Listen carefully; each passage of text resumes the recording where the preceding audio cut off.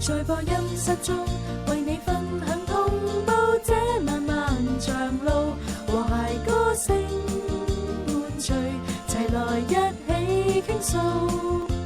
是我主基督在我身邊延續每一個句號，願你可交出真心來，想找的必得到，聽着便會知道。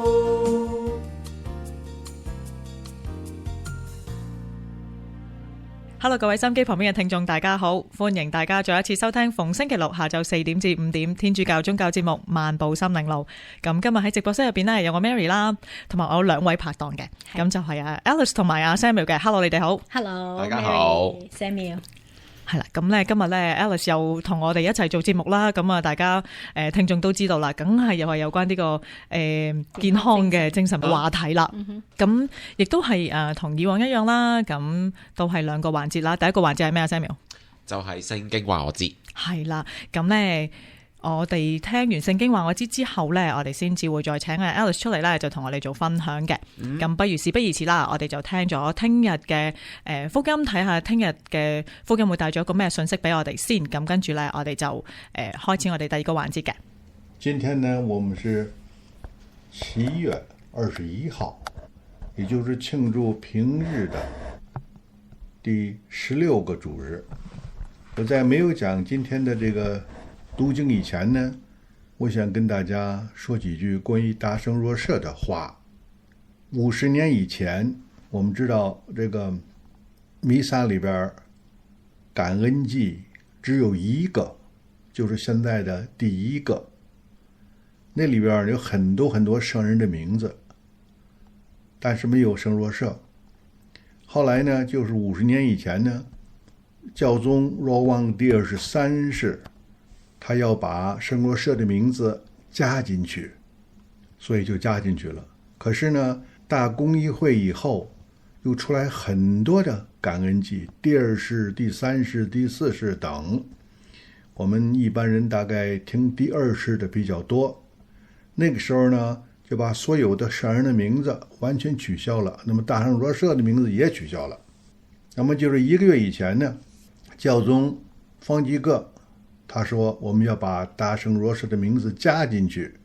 而我們知道啊，這個感恩祭呢，就是我們因着耶穌的名字向天主聖父祈禱。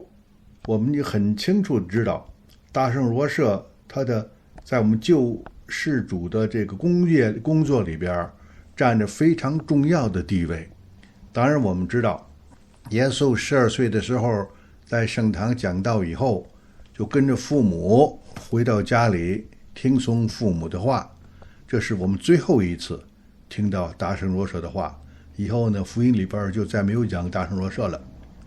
但是我們想一想，大聖若瑟在耶穌小的時候，他是多麼的吃力去保護耶穌。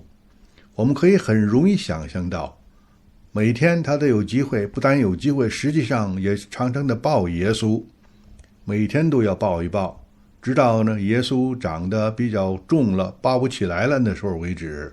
而且一生都是在給耶穌供給他的這一切的生活上的需要。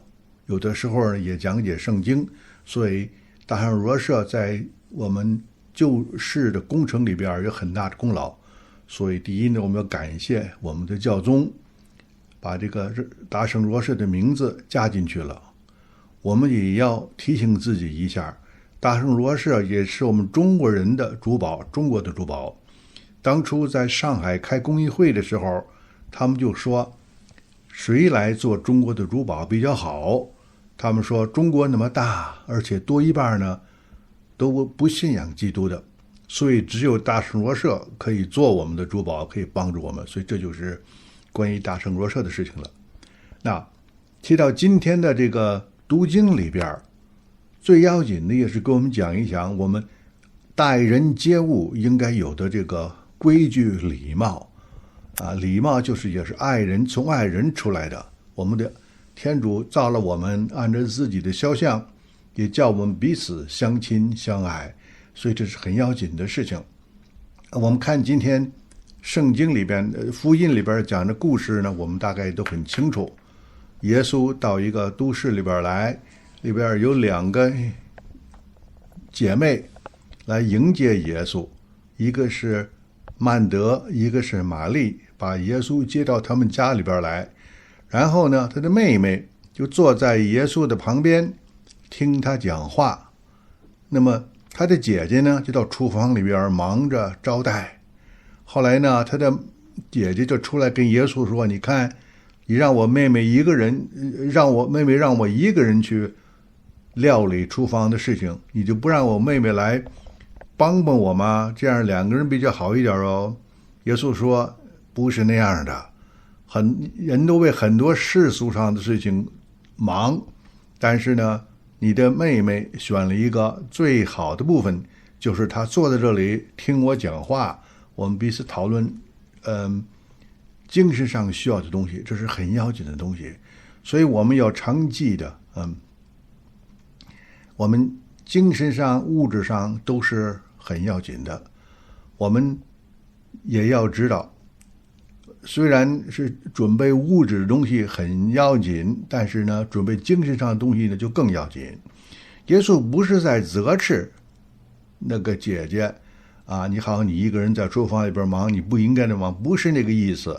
意思就给我们讲解一下，这2种不同的办法都很好，所以谁也不要抱怨谁，这样才能够知道天主给我们预备的一切的这个道路我们应该走的啊。今天那个第1篇读经也是一样嘛，就是亚伯郎那个时候当然风俗习惯不一样啊，有3个人路经过，马上亚伯郎把他们接到家里边来招待他们，完全不认识的人。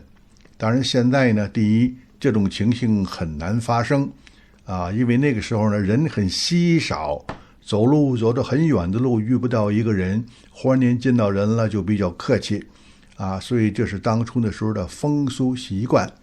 因为亚伯郎招待了3个客人呢，后来我们知道这3个客人是天主派来的使者，告诉他你的太太要怀孕，你要生个孩子等等。所以这个就是告诉我们，无论如何我们要对待客人们要客气，要好一点，这样呢天主才会爱我们。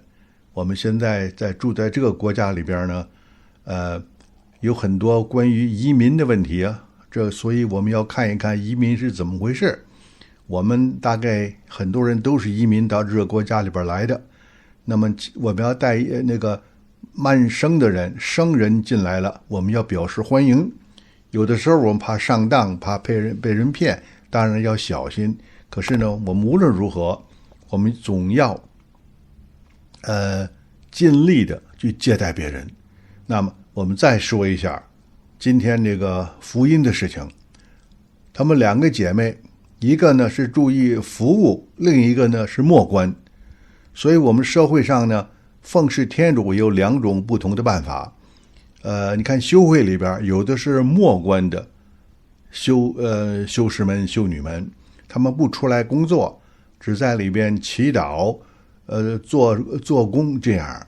那当然现在好像是这种奉献这种的人比较少了，但是也不见得。就是最近，它是最几年以内的事情，在密苏里州那里有一个本笃会的修女会，他们现在已经有20几位修女，平均的年纪呢都是20-30岁。这么多的修女在那里奉献自己，他们每天彼此讲话只有1个小时，其他的时间呢他们不讲话，因为把自己的言语完全奉献给天主，默观。这样的生活呢，当然我们想起来好像是很难过，但是他们每个人都很高兴，很痛快。他们也常唱歌唱经，他们唱的经也造出来这个词片，我们可以听。所以这一方面他们也为社会服务。同时呢，他们做很多的东西，比如说我们祭台上用的东西了，很多都是他们修女们做的，这是一种办法，也是恭敬天主的办法，把自己奉献出去不是自私，因为不是逃避啊，这样的人也有。所以呢，我们要为这种人祈祷，希望天主给更多的这个末观的这个圣召们，修士也好，修女也好，以前我们中国管他们叫哑巴会，就是他们做哑巴，彼此之间不说话，就是这样，因为把言语奉献给天主，用口只赞美天主，跟这修女们一样，每天只有1个小时时间可以彼此谈话。所以我们要为这种圣召祈祷，求天主呢能够多多的降福这种圣召，也使他们奉献自己的人呢能够很愉快的在那里祈祷，也为我们祈祷。好，天主保佑。憑信他離別唔易，因信全然奉上愛子，憑信還有人全力找住天使，贏到祝福換了名字，憑信他行更紅海，因信連潮浪也分開，憑信曾有人被困於獅子坑內，仍敬拜上帝，發誓至死不改。在某天他下決心圍繞在城外，憑信放聲呼喊，全場顛倒塌下來。若有先知被擄，他放上在心裏接待，仍確信上帝榮耀會回來。憑信我們懷着憑據，因信同尋着了應許，憑信能夠發現在世間只是寄居，朝更美家鄉走回去。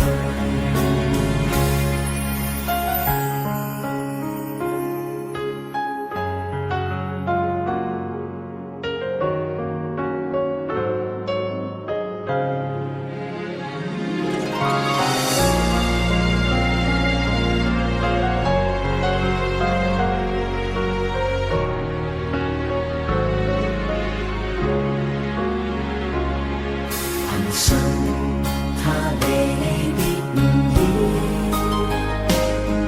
因信全然奉上愛子，憑信還有人全力找住天使，贏到祝福換了名字，憑信他行更紅海，因信連潮浪也分開，憑信曾有人被困於獅子坑內，仍敬拜上帝，發誓至死不改。在某天他下決心圍繞在城外，憑信放聲呼喊，全場顛倒塌下來。若有先知被擄，他放上在心裏接待，仍確信上帝榮耀會回來。憑信我們懷着憑據，因信同尋着了應許，憑信能夠發現在世間只是寄居，朝更美家鄉走回去。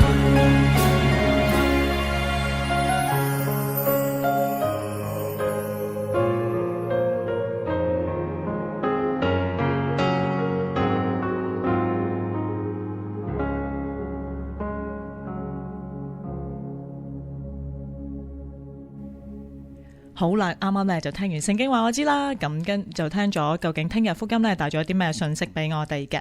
咁好啦，就嚟到我哋第二個環節啦，時間又交俾阿 Alice 啦，咁我哋可以休息一陣間啦。我同 Samuel 我同 Samuel 可以休息一陣間啦。冇得休息啊！你唔記得咗我哋嘅傳統啦？咪又係嗰啲咩冇冇獎問答遊戲咯？係啊，我成日輸嘅。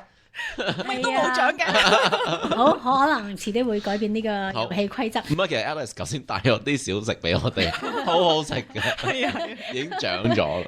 OK， 好啦，首先冇嘥時間，係我想即係喺開估之前咧，想問你哋一個問題。嗱，留意下你喺平時生活入邊啦嚇。無論你認識或者唔認識，你有冇留意到？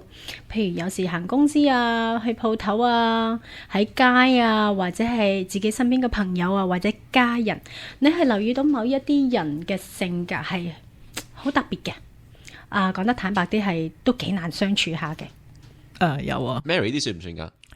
直情係添啦。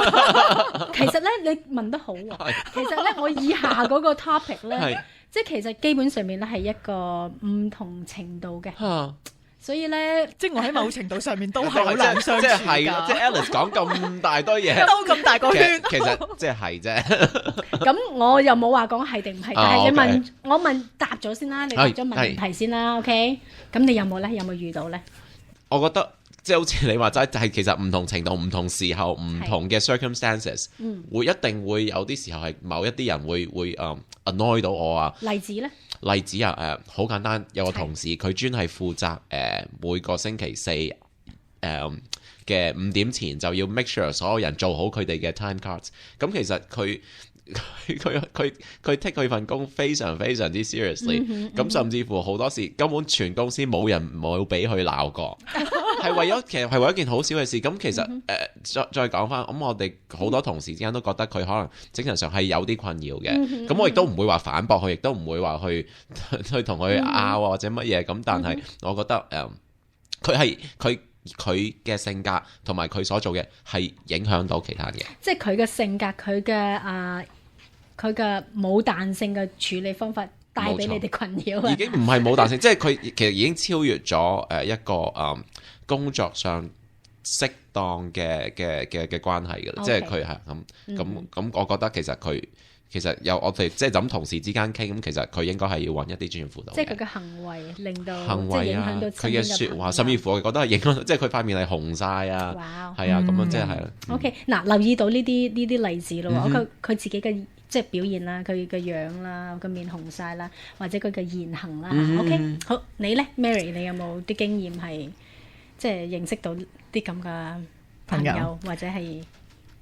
其實係有嘅。咁我有一個朋友，佢就係我唔知係因為佢以前嘅經歷啊，又或者係咩原因啦，令到佢我覺得佢係唔係好信任人嘅。點解我會咁講咧？就係你每次同佢傾偈嘅時候咧，佢會即係當你問佢問題嘅時候，佢其實想答你㗎。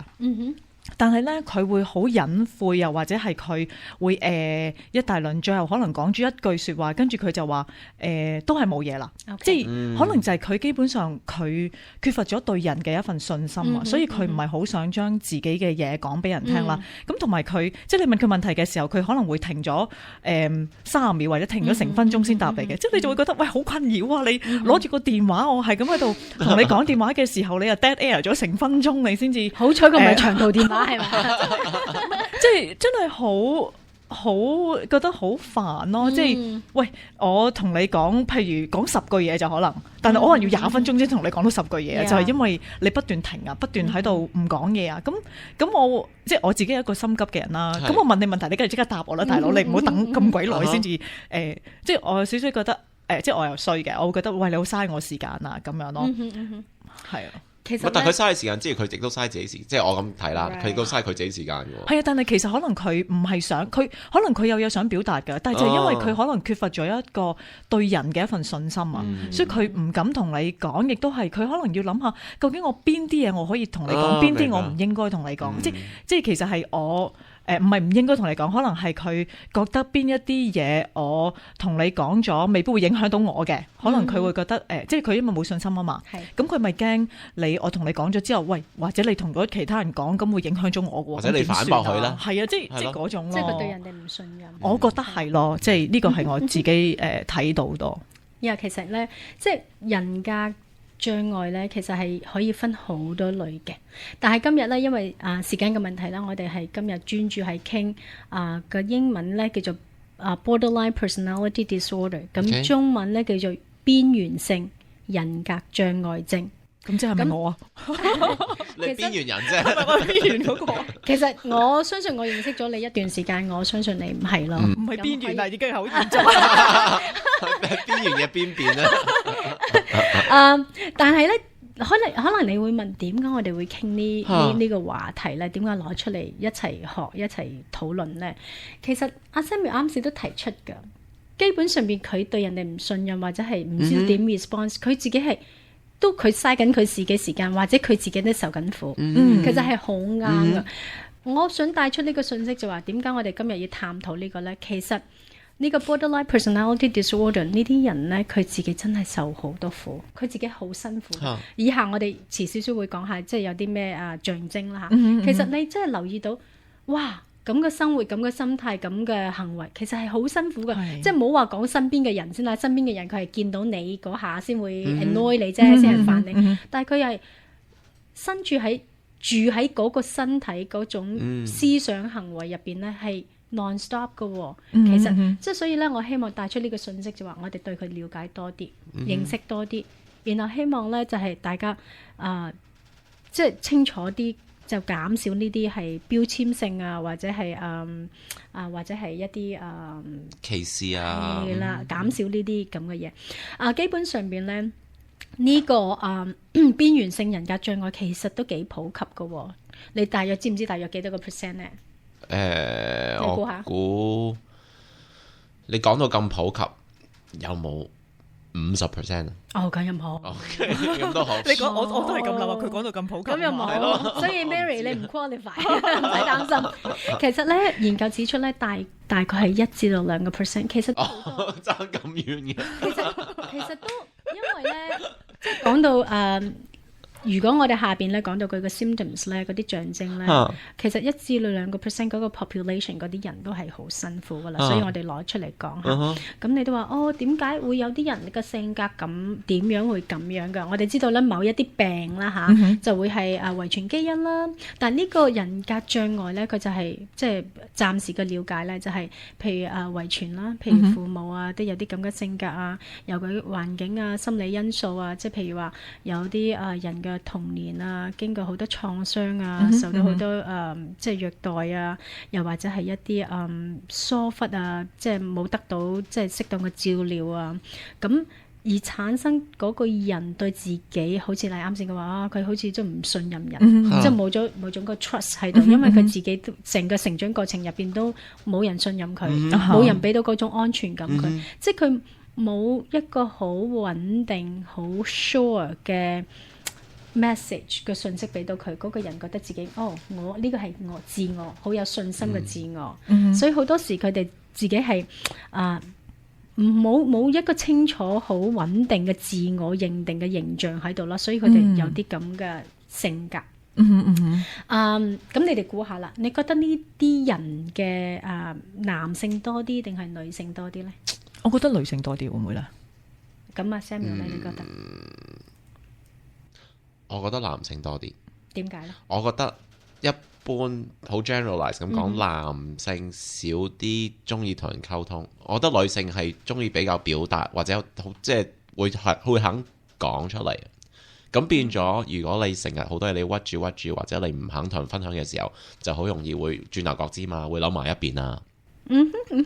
其實你個講法係啱，但係咧Mary 嘅答案係啱嘅。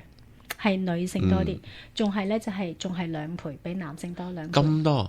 呢種邊緣性人格障礙咧，係通常嘅女性嘅普及率係男性嘅2倍。咁你可能會即係好奇啦嚇，你話咦啱先阿 Mary 啊，咁我係唔係啊咁，或者係 Samuel 啊 Mary 係咁嗱，而家你聽下以下嗰啲象徵咯喎，你就自己可以做一個評估啦嚇。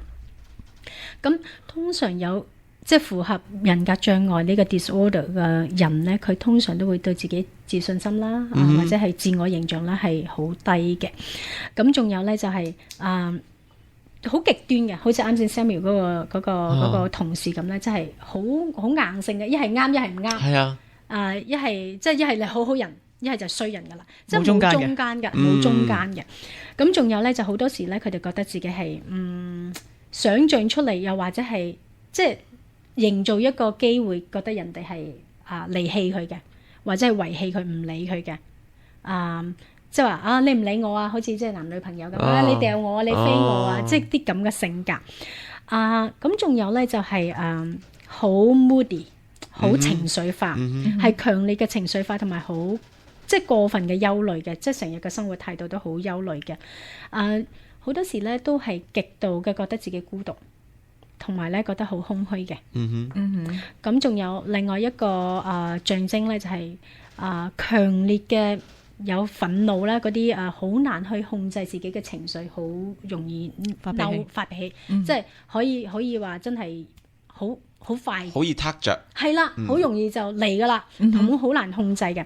咁最緊要兩樣嘢咧，就係好多時都會做一啲自我傷害同埋衝動嘅行為，例如就話花費好多錢啦，能力之內唔可以應付嘅，佢都花費好多錢啦，或者係性關係上邊有好 risky 嘅行為啦，又或者係食物方面咧暴飲暴食啦，有啲更加就係濫用藥物啦，或者係酒精啦。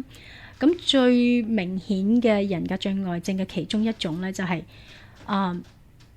好多次用自我傷害或者係自殘嚟威脅身邊嘅朋友，或者係醫護人員，或者周圍嘅人，即係或者係成日都話咁樣啊，我死俾你睇，我去死，或者自己割脈啦，或者係傷害，用唔同嘅方法傷害自己。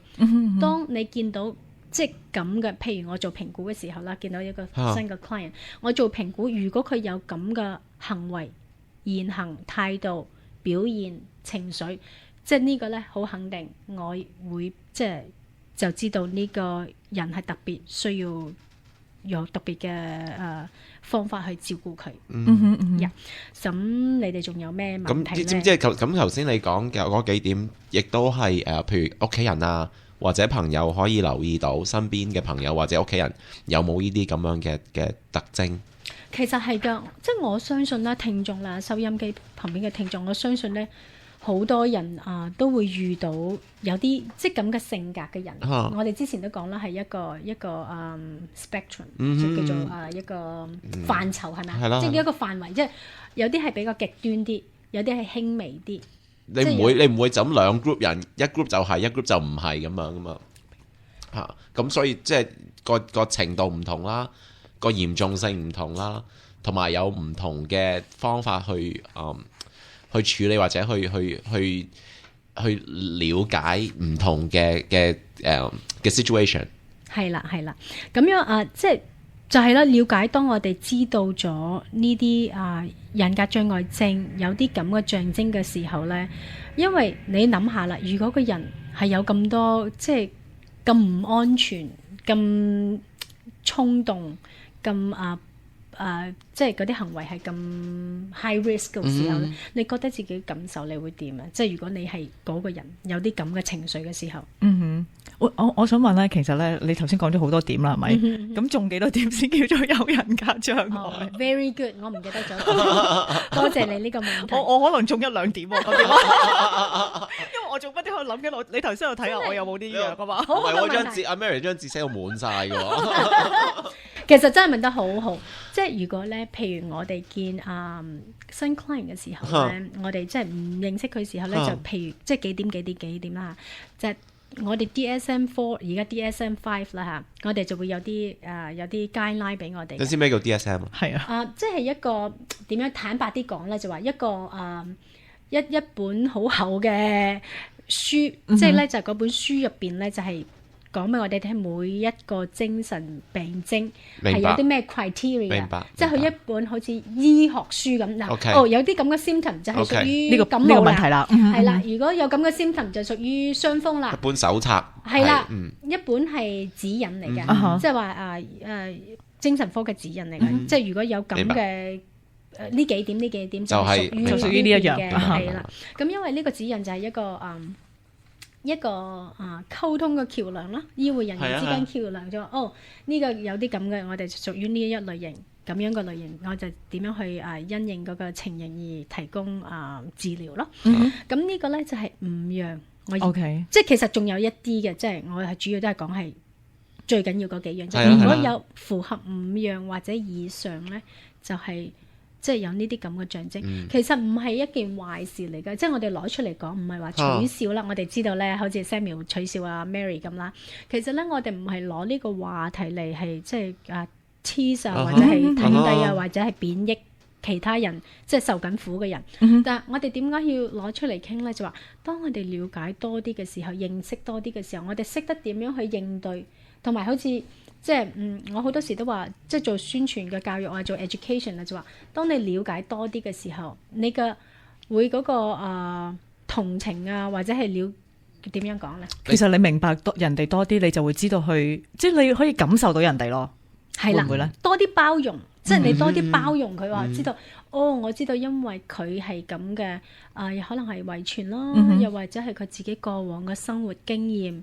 係令至到佢咁，唔係佢自己想嘅，係咪？即係好似我啱先講咧，其中一種就話令至佢就係因為童年嘅創傷啦，其實係好慘，係咪？係啊，即係邊個想係邊個唔想有一個童年係開開心心？但係某一啲人好可惜，我哋嘅而家尤其是而家現實社會入邊咧，好多就係因為好多 sad 好多唔如意，即係好多唔好嘅事情發生喺，尤其是小朋友身上，即係呢啲係佢哋唔想嘅。但係當我哋了解多啲嘅時候咧，知道佢哋嘅苦處，知道佢哋受到困擾，我哋多啲包容，多啲接納佢哋。好多時啲創傷亦都未必話佢哋會願意講出嚟，都唔想話再提啊或者講出嚟，咁可能我哋都唔會清楚知道個因由。咁我想問下，其實咧頭先即係你話5點啦，係咪？咁係咪長時間，即係有幾長時間？有幾長時間係即係呢一種行為係啦，呢一種行為有幾長時間先屬於係有呢一個人格障礙咧？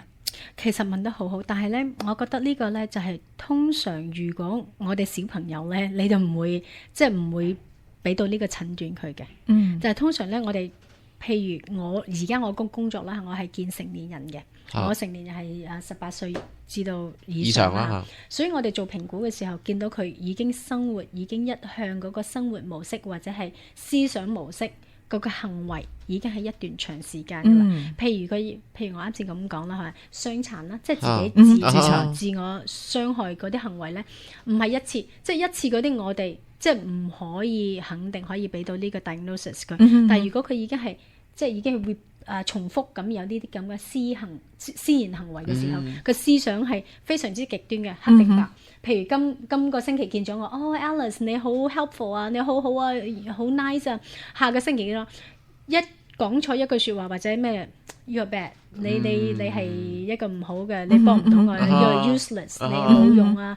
即係你見到係極端到好似快過揭書嘅，即係你係留意到嗰個 pattern，即係嗰個形式啊。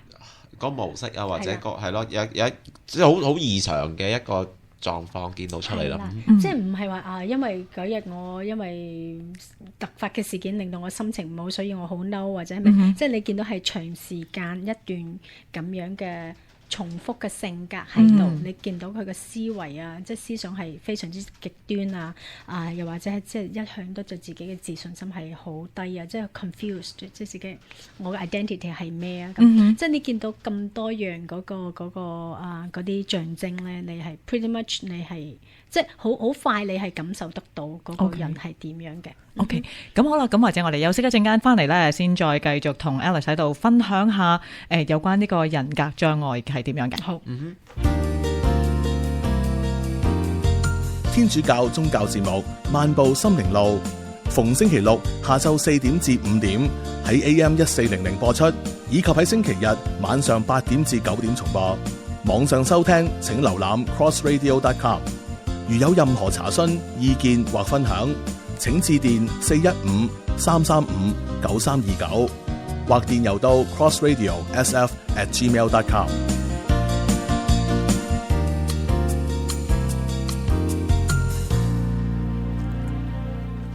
好啦，咁翻嚟第二節嘅漫步心靈路啦。咁今日咧嘅主題咧，今日喺直播室入邊咧有我啦、Samuel 啦，同埋 Alice 喺度嘅。咁我哋今日嘅主題咧就係講緊邊緣人格障礙嘅。咁頭先喺上半部分咧，Alice 已經講咗係點樣可以睇有啲人格，即係邊緣人格障礙係有啲咩特徵嘅。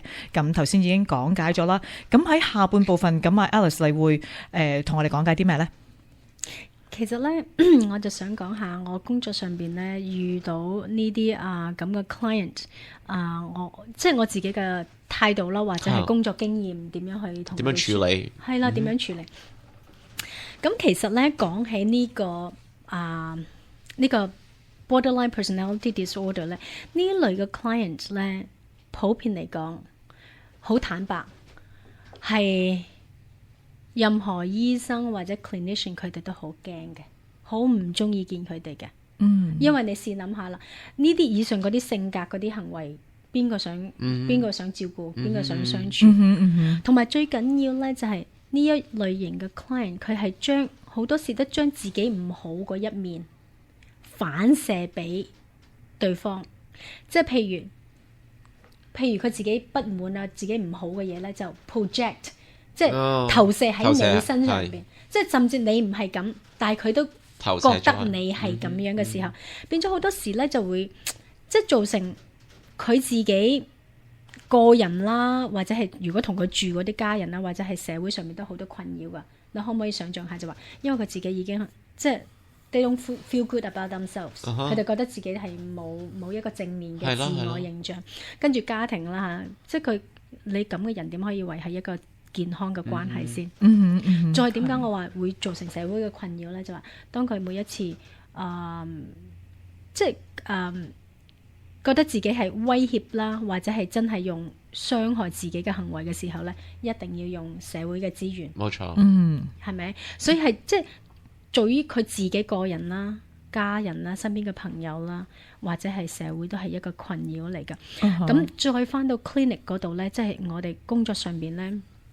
基本上邊咧係冇人一聽到話有呢咁嘅性格嘅人佢哋要睇咧，個個都其實咧，如果有選擇咧，都唔想同佢哋，唔想幫佢哋，因為唔係唔想幫佢哋，係非常之難，非常之難。係咪佢哋會反抗被受幫助咧？其實咧唔係反抗，我覺得。即係我嘅經驗啦嚇，佢哋係好想人哋幫佢，但係佢唔識得點樣去用健康嘅方法同人哋溝通，或者建立一個健康嘅關係，同人哋即係嘅建立一個健康嘅 relationship。即係好多時就會將嗰啲即係挑點樣，或者係操弄緊嗰種關係，而令到你咧就係覺得係。哎呀死啦！我想幫佢，但係咧佢又 reject 我嘅 help，跟住咧就一陣又用啲咪傷害自己啦，又 complain 話傷害自己啦。即係你身為醫護人員好緊張噶嘛，係咪啊？好大嘅責任啊嘛，甚至佢真定假，但係你都唔知道，你唔可以好敷衍佢嘅講俾我聽。譬如你嚟話我有咁嘅想，即係傷害我嘅行為，但變咗咧就會好辛苦咯。身為醫護人員。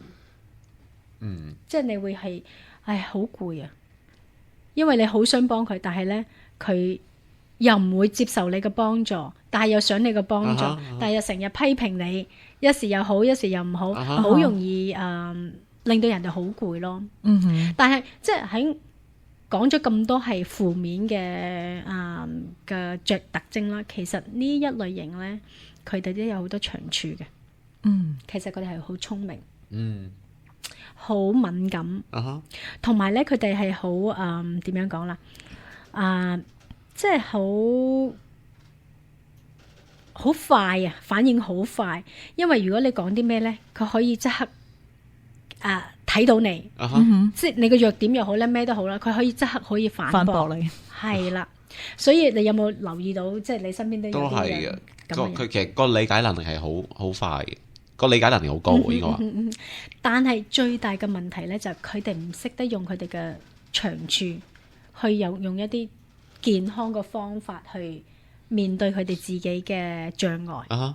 所以呢個就問題啦。或者佢用咗啲長處係一啲唔好嗰方面，即係 negative 嗰方面，就係可能係嗰個長處。你頭先話佢哋好敏鋭嘅，但係佢就喺度好敏鋭去挑剔你啦，去反駁你啦，而唔係即係用咗唔啱嘅、唔正確嘅方法咯。即係其實即係我之前都講啦，好多 clinician 佢哋都唔中意 deal with 佢哋嘅，因為真係嘥好多時間，嘥好多耐性，要用好有耐性，要好。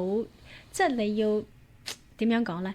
好難去同佢建立一種健康嘅關係，變咗咧好多人都唔願意同佢哋即係幫佢哋。但係我即係喺呢個工作環境咧，差唔多12年啦嚇。即係當我越對佢哋了解多啲嘅時候咧，越了解多啲，我就會比較越接納佢哋咯。因為我睇出就唔係話由我個角度睇佢哋，我自己試下就將我自己代入佢哋嘅經歷，知道佢哋嘅即係成長過程啊，睇佢哋嘅背景啊，點解會令到佢哋有咁嘅障礙嘅時候咧，即係令到我咧就會多啲包容，同埋咧當我多啲 compassion 嘅時候咧。我變咗可以好自然咁就會多啲耐性，同埋易啲去。最緊要就係我要記得佢哋有好多長處。其實點解可以 motivate 我繼續去幫佢哋呢？其實我中意幫呢類型嘅人，唔容易，係好難，但係挑戰性高之餘呢，佢哋嘅成功率都好高，因為佢哋有個長處，佢哋有個能力喺度，因為佢哋真係好聰明。即係如果好似啱先 Mary 講啦，佢可以將嗰種strength 嗰種能力轉移到喺消極，即係喺 negative 由消極去到積極，積極係啦，去好嗰方面 constructive 嗰方面咧，其實佢哋係有即係有成功嘅例子嘅，其實就好 rewarding 嘅。你見到嗰種轉變，但當然啦，當呢種人格障礙係需要好長好長嘅時間去。即係幫佢睇到自己，慢慢將呢種咁嘅思言行為咧，慢慢去改變。即係一步一步咁，係需要好長嘅療程。但係咧，係好即係成功率好高嘅。如果佢哋肯願意去學嘅話，咁我自己即係都有機會咧，除咗係一對一咁樣去輔導呢啲障礙嘅 client 之外咧，我都有小組啦，小組都好有用。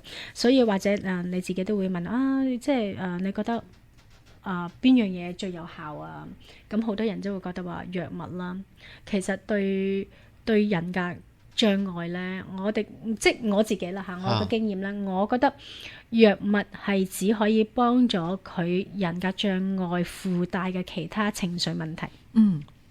例如啦，可能會當呢個譬如即係通常有呢種人格障礙嘅人咧，你覺得佢嘅情緒會點啊？好唔穩定咯。OK， 唔穩定，仲有咧？開心定唔開心？唔開心咯，成日都 OK， 唔開心，仲會唔會即係你啱先提嗰個例子咧？工作佢好 anxious， 係啊，即係好緊張，因為佢好緊張啲嘢，好多時都係處於一個非常非常之 nervous， 好緊張嘅狀態。係啦，因為佢已經緊張到咧，即係佢 physically 都已經有反應，面都紅晒啦，即係唔可以放鬆嘅。咁藥物咧，我哋通常咧，我哋醫生咧就會，我哋診所嘅醫生就會針對就開藥俾佢，反而係醫療佢嘅 depression 啦，佢嘅憂鬱症啦，或者係嗰啲anxiety，即係嗰啲憂慮症。附帶即係人格障礙附帶其他嘅精神健康問題嘅情形，就開藥等佢 calm down 啲啊，等佢唔好咁緊張啊，等佢唔好成日都好咁好掹緊啊，成個人都係啦，等佢即係輕鬆啲啊，等佢唔好咁憂鬱嘅時候，然後我哋咧就用即係一對一啦，一對一或者係小組咁樣係有系統咁樣係教佢哋點樣去轉變佢哋嘅即係思維啦，或者行為啦，即係譬如有啲傷殘嘅行為啊咁。即係我自己咧就用一種叫做辯證行為治療，即係英文叫做dialectic behavioral therapy， 即係簡單就 DBT 啦，係非常之而家好普遍嘅其中一種嘅治療嘅即係一套嘅治療嘅療程嘅方法嚟嘅。都係啦，係需要好長嘅時間，慢慢咁。咁我個工作咧就係首先要針對最緊要嘅嘢先啦。嗱，啱先講咗咁多象徵啦，你覺得最需要俾 attention 嘅係邊幾啲象徵咧？最需要 pay attention 我覺得如果 depression 嘅話，就應該要醫治 depression 啦。Mary 我覺得係自我傷害嘅，即係或者係咯，佢如果有自殘嘅傾向嘅，即係成日都會傷害自己。你話好似頭先你講嘅戒手啊咁樣，咁即係因為好影響到自己，亦都當然係好影響到身邊嘅人啦。咁即係我唔知會唔會喺自殘之餘，佢亦都會有情況，可能係會傷害其他人咯。所以呢個係好嚴重咯。其實咧喺 DBT 咧，我自己做小組啦，或者個人嘅時候，我首先咧就係當然啦，我哋要建立咗一個信任嘅關係先啦。因為之前我哋都講咧，呢類型嘅 client 係佢即係對自己都唔信任啦。好似 Mary 咁講話，有啲人咧真係好難嘅，問佢好耐嘢啦，佢自己都知唔以對啊，唔想講啊，即係佢對自己又唔信任，即係將嗰種負面嘅我就投射到你身上啦，佢都唔會信你，係啦，變咗即係。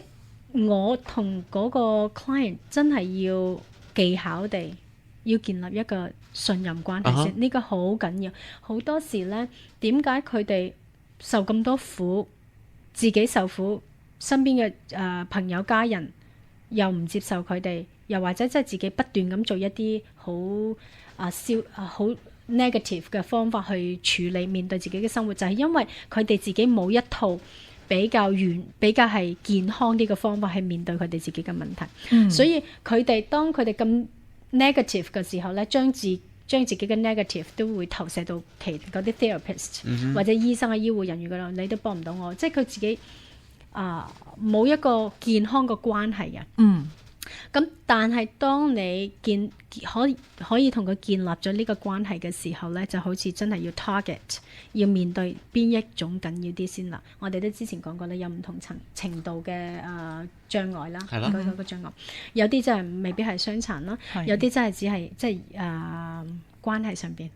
即係可以話我唔知點解啊，我冇朋友啊，或者係我唔知道點解同我屋企人唔可以相處到，我唔知點解咧，我揾唔到工做，甚至我揾到工做咧，我做幾日就冇，俾人炒咗。因為佢唔會話自己好難相處啦。係啦，因為其他人針對我。係啦，即係 whatever reason， 咁佢哋唔可以真係唔可以 keep 到一個長嘅工作、健康嘅關係啦，或者工作啦。咁我哋咧個主要工作就係同佢建立咗一個關係先，然後咧再針對佢。如果真係佢係唔可以建立良好一個關係嘅時候，我哋可以針對嗰個點樣可以幫佢譬如睇下佢自己嘅思維啊，點樣行為啊，點樣可以慢慢一步一步改善。如果啱先即係有啲更加極端嘅咧，真係有有一啲比較係自殺啊，或者係即係傷害自己嗰啲行為啊，或者係用威脅性咁話我想傷害自己啊，即係基本上唔係。但係好多時你唔知㗎喎，後平我哋聽新聞啊、睇電視啊，有時都會聽到話我死俾你睇咁樣咯。係啦，但係佢真係即係你可能會唔 expect 佢會真係咁樣做嘅。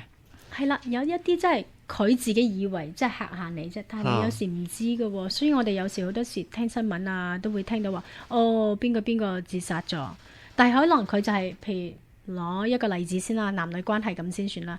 佢可能個女仔只係嚇下男朋友啦，你咩啊？而家我想做啲傷害自己嘅行為，但係即係佢以為嚇下佢啫，但係You never know，有時真你咁做嘅行為或者藥啊，或者係任何傷害自己嘅方法，錯咗就錯咗，有時你唔可以翻轉頭。係啊，嗯，係啊，所以如果我哋知道有啲咁嘅佢有咁嘅pattern 有咁嘅行為嘅時候咧或者做法嘅時候，我哋就要針對佢嗰樣嘢先。首先咧就話 OK， 我哋如果你願意接受呢個即係治療，你想改善嘅話，點樣去減少？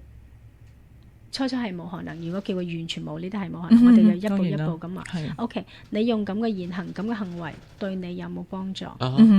你得唔得到你要得到嘅嘢？你用呢種溝通方法得唔得到你要得到嘅嘢？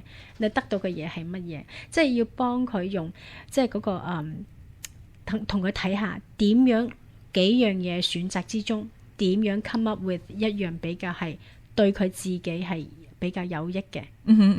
我哋有個 term 叫做 wise mind， 即係你點樣去用你個 wise mind 去做一個決定，而唔係話好極端咁樣發晒脾氣，或者係我死俾你睇，即係唔係淨係用咁極端，又或者係好 depressed 乜都唔理，同外界隔絕，或者淨係識得投訴咁，即係幫佢睇到就話你點樣可以慢慢留意到自己嘅言行、思想行為。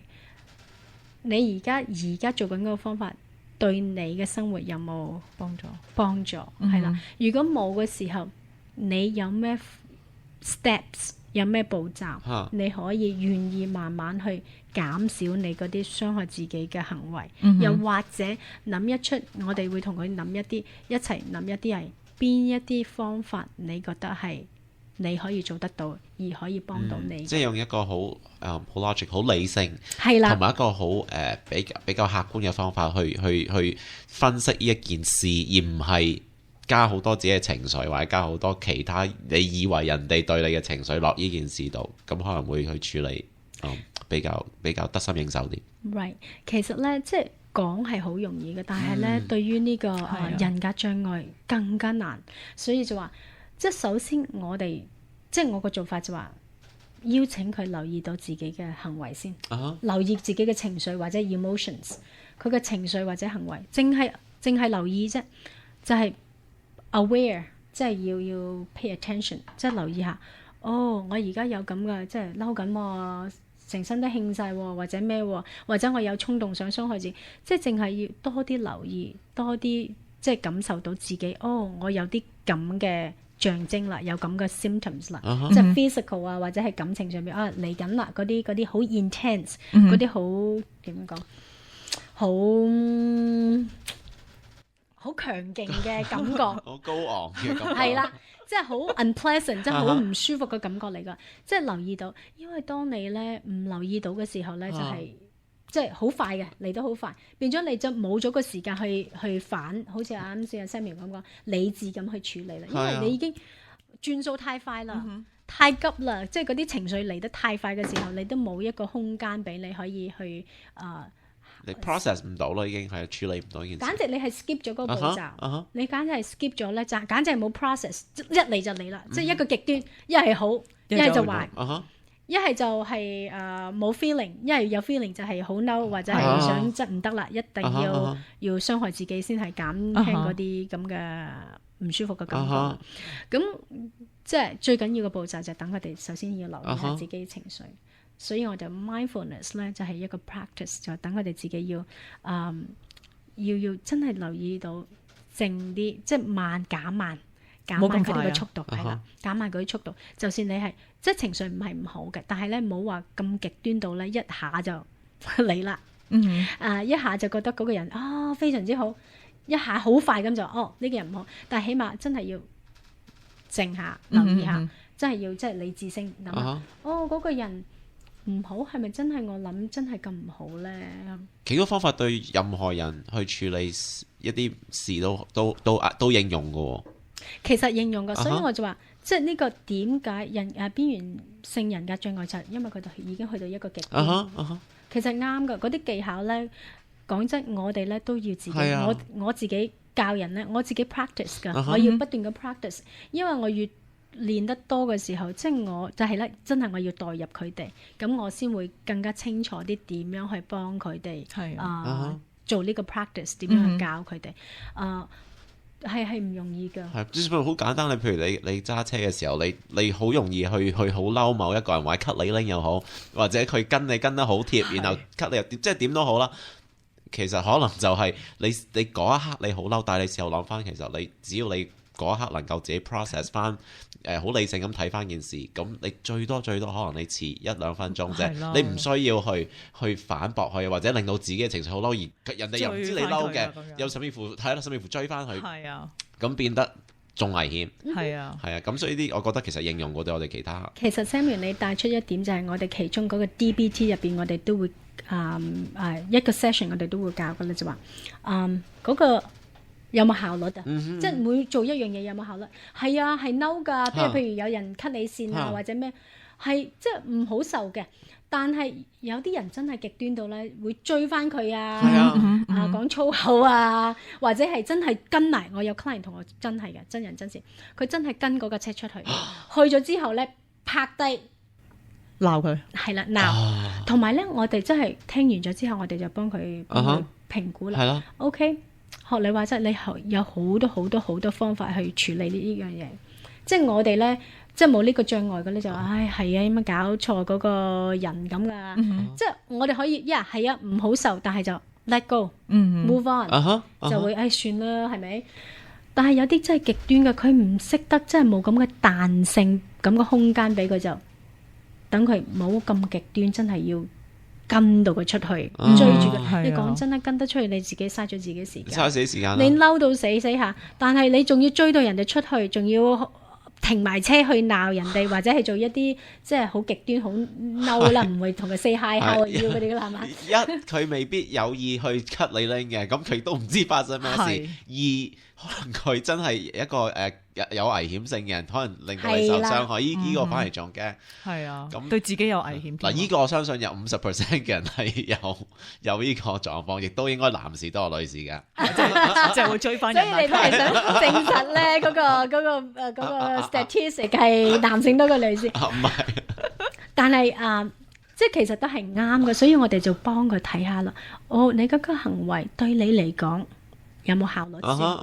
有冇好處先？好似 Samuel 咁講，你唔知嘅喎，追咗出去啊！即係如果遇到佢好少少，又咪對你對唔住咁。但係另外一個人，如果你遇到一個有危險性嘅，你真係有可能會傷害咗自己都唔定。傷害咗自己都唔知值唔值得。我哋就問呢個值唔值得？呢個話題係好好嘅，問下。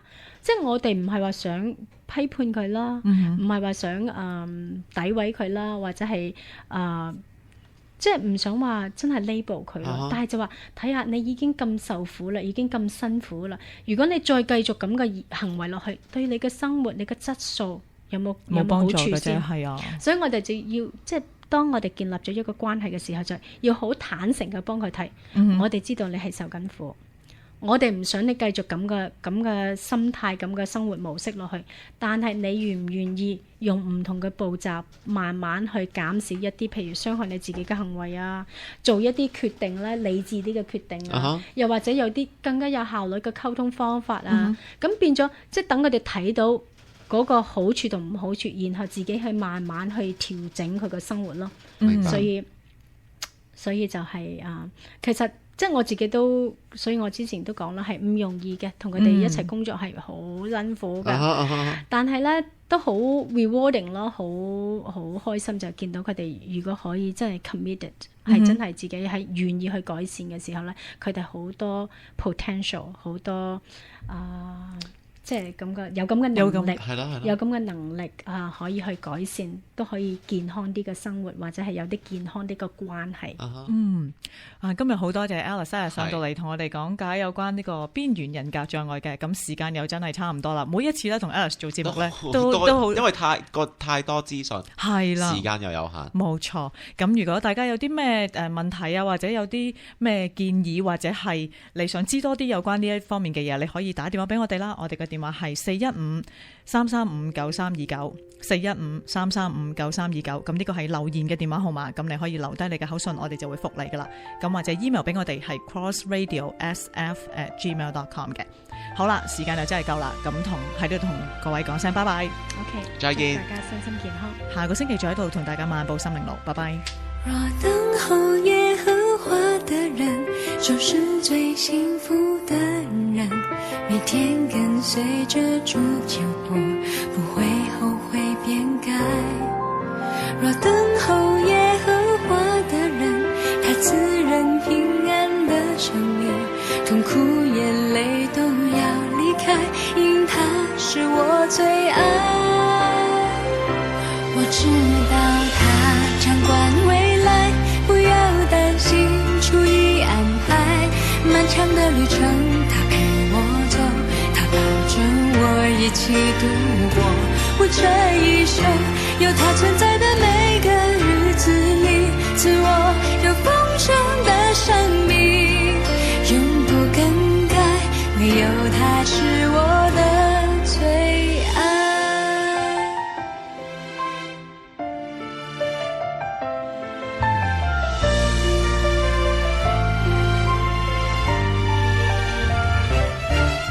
若等候耶和华的人，就是最幸福的人，每天跟随着主脚步，不会后悔变改。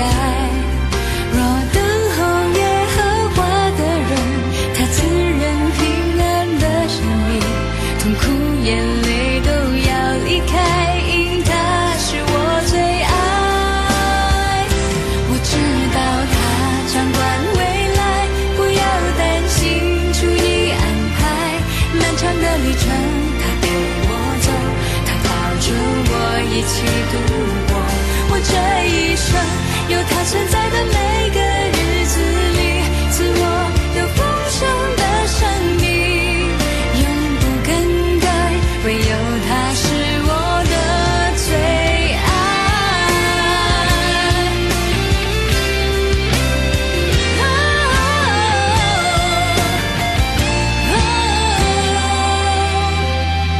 我知道他掌管未来，不要担心，注意安排，漫长的旅程他陪我走，他抱着我一起度过。